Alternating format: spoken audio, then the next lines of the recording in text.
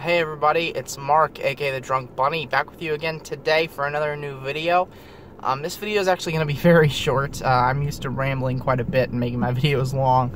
I'm crunched for time today, so this video is going to be fairly short. I'm shooting for 10 minutes. I'm off to the movies right now. I'm going to go see The Shape of Water, the movie that's been nominated for the most awards so far this season. I have seen 5 of the 9 Best Picture nominations so far for the Oscars. I'd like to see all of them. I know I'm not going to, just because a lot of them aren't in theaters anymore, and it's going to be really hard to see them. But Shape of Water is at the theater closest to my house. It's like 10 miles away. So I'm heading to go see that right now. And the movie starts in like 30 minutes. I just got out of class like 10 minutes ago. That's why this video is going to be really short. I don't have time to do anything other than go to the movie theater. So, that's what I'm doing right now. So, Shape of Water, directed by Guillermo del Toro, who I don't think I've seen any of del Toro's films. But I've watched him in interviews since The Shape of Water has gotten all this attention, and he seems like a really cool guy. He's very funny, you know, just seems like a great guy to work for. And I know his cast for this movie just loves him. So I'm really excited to see del Toro, a del Toro film. From what I hear, he creates a very good. He captures the feel of a horror film really well. I do apologize about the shakiness. I am on a very bumpy road. Like, they really need to work on the asphalt on this road. Anyway, Shape of Water, it's about, if you don't know already, it's about a mute woman who cleans this government facility in Baltimore in the 1960s.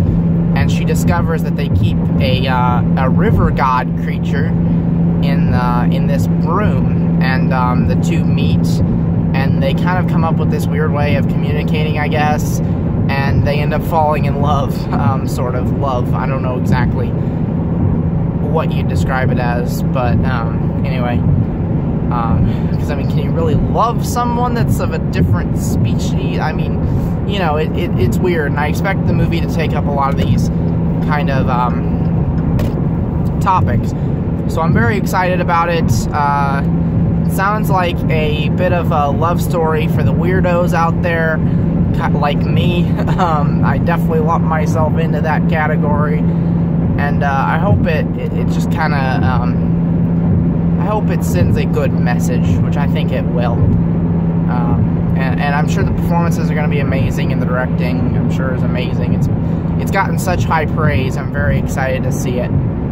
So yeah, I'll probably tell you guys kind of how I feel about the Best Picture nominations after the film, and kind of organize, you know, base what's my favorite, what's my least favorite out of the ones I've seen.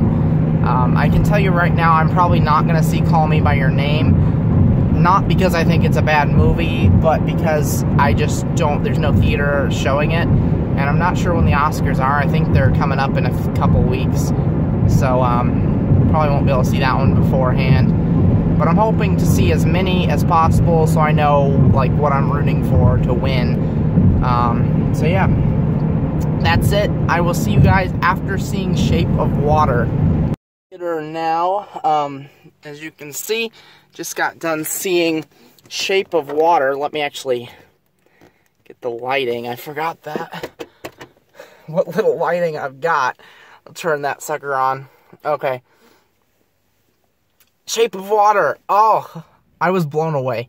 I expected it to be great, and it was great. It definitely delivered. It was the first del Toro film I've seen, to my knowledge. I'll have to go back through his filmography and see if I've seen any of his other films, but I don't think I have. I wasn't really into horror and until like last year or something. When I was a kid, I was terrified of what I thought were scary movies, which are pretty mild. But anyway, I didn't touch scary movies as a kid, but I love them now. Not that Shape of Water was scary.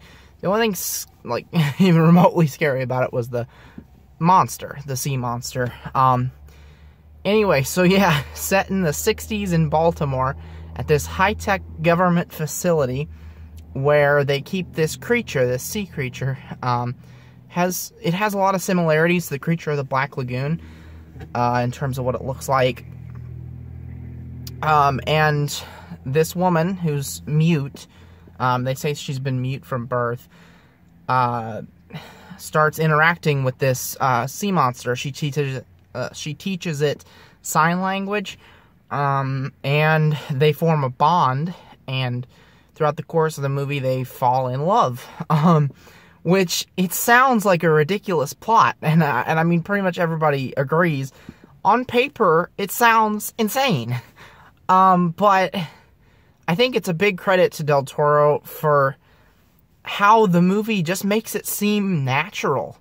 I mean, I think the biggest hurdle this thing had to climb was the fact that the plot just sounds so outrageous. Like, if you go up to a random person on the street and you say, this is a movie about a monster and a human that fall in love, like, they'd be like, bullshit, you know? But it just works. And the only complaint I have with the film is there are a couple minor plot holes, but nothing, like, insane. Other than that, I mean, the feel was amazing. Like, again, I've never seen a Del Toro film, but if this is his voice, like, in the film, then I absolutely love it. The score was fantastic. The visuals were great. The sea monster looked incredible. He looked beautiful. And it was actually surprisingly funny as well. There were quite a few funny moments in the film. Yeah, I was blown away across the board. Previously, going into this one, I was hoping 3 Billboards Outside Ebbing, Missouri would win the Best Picture. Now I think I want Shape of Water to win. It was just a beautiful, emotional film. Delved into topics like loneliness, depression, feeling incomplete or inadequate for society. Like, the main character, Eliza, and this the side characters as well. I think everybody sort of feels this way, that they're maybe not good enough for the world, or, you know, they feel incomplete, they feel lonely, they feel, you know, kind of castaways of society. And I'll be honest, that's something that I feel in my own life. I've dealt with those feelings quite a bit. Even though I'm pretty young, I've had a lot of those feelings, and it related to me emotionally and connected with me, and I think that's why I loved the film so much. So I am going to give this, it's a really tough decision, I'm going to give it a 5 out of 5. I think it was that good. Do I think it's perfect? I mean, I gave it a 5 out of 5, but I don't think it's 100% perfect of a film, but I could see this becoming one of my favorite movies of all time. It has that kind of a feel, that kind of an emotion with me. Like, I teared up at the end, I'll be honest. I'm not going to tell you what happens at the end, but I got emotional throughout this film, and it really connected with me. I could see how it might not connect with other people. Like I said, the absurdity of the main plot line might turn people off, but it was amazing. Absolutely amazing. I wish I would have saw it earlier, because it would have been my favorite movie of the year. The Shape of Water. Definitely go see it. It came out like 2 months ago, but if you haven't seen it, check it out. This is my favorite. I really hope this wins Best Picture. It's got the most nominations in the Oscars, like, total. So, let's see. I'll just run through real quick all the Best Picture noms I've seen. I'm just doing this off the top of my head. I saw Post, The Post, Phantom Thread, Shape of Water, obviously, 3 Billboards Outside Ebbing, Missouri, and and I think I saw 2 more. Oh, Darkest Hour I saw, and I think there's 1 more. Maybe not. Maybe that's it. I have yet to see Call Me By Your Name, Lady Bird. Is there another one I'm missing? I don't know. If there's a one I'm missing, you can let me know. Out of the ones I've seen, honestly, I think Phantom Thread is the worst. Not that I dislike the film. I just don't think it was as good as the rest of them. I would go with Shape of Water first, then maybe 3 Billboards, and then The Post, maybe, my 3rd favorite. I don't know. I liked all of the films that I've seen so far out of the Best Picture noms. Obviously, they're supposed to be great films, you know. So, that wraps it up. Let me know in the comments if you've seen Shape of Water, what you think about it. If you're going to be tuning into the Oscars or you pay attention to it at all, let me know what you think you would like to win. Or if you just don't, you know, don't care about the Oscars. Because I understand that argument as well. The Oscars is very selective. They only nominate the films that are kind of like in the club. So, like films like Logan, which was my favorite movie of the year last year. I thought it was one of the best superhero movies that I've seen. Superhero films don't get nominated for Best Picture. Like, there's this weird, like, selection where they only nominate a certain type of film. But I do think that the types of films that they nominate are great, so I do pay attention to what goes on there. So that's it for this video.